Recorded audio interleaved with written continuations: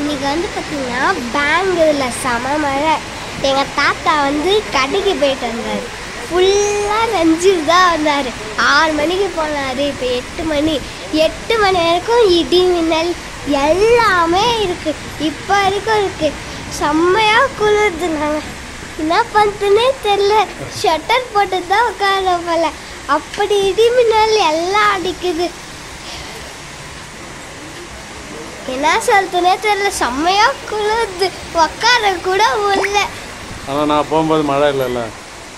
போகும்போது மழையே இல்லை. வரும்போது செம்ம மழை.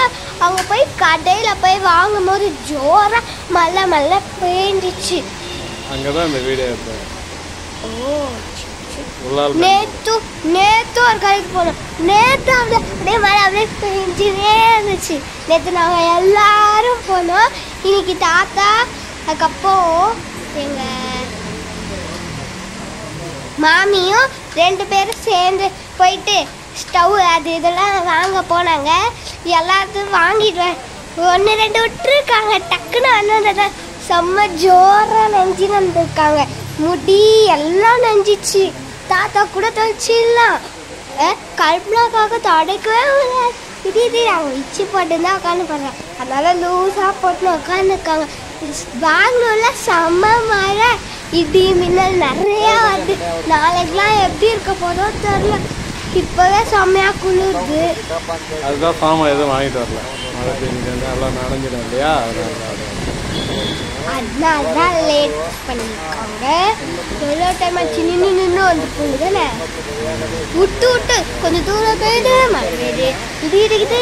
எல்லாம் ஒரே டைமில் இந்த மாதிரி விட்டு அப்படியாது.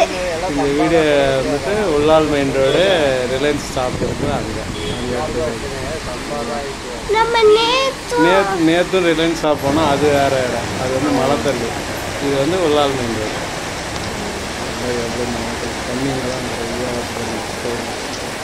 அவள் தான் நம்ம மழையில இங்கே கொஞ்சம் தண்ணி கம்மியாக வருது. அங்கே இன்னும் பெட்ரோல் பேங்க் இருக்குது. அங்கெல்லாம் வண்டி நின்று போகுது. அவ்வளோ ஜாஸ்தி மழை ஜாஸ்தி ஓடுது. உண்மையாக போகுது வண்டி. ஆல்ரெடி நம்மளுக்கு இங்கே இருந்தால் ஃபீவர் கோல்டு எல்லாம் அந்த போல. எனக்கு இப்போ கோல்டு தெரியுமா, செம்ம கோல்டு. ஃபீவர் இருந்துச்சு, டேப்லெட் போட்டு அது சரியாயிடுச்சு. இப்போ செம்ம கோல்டு. சரி.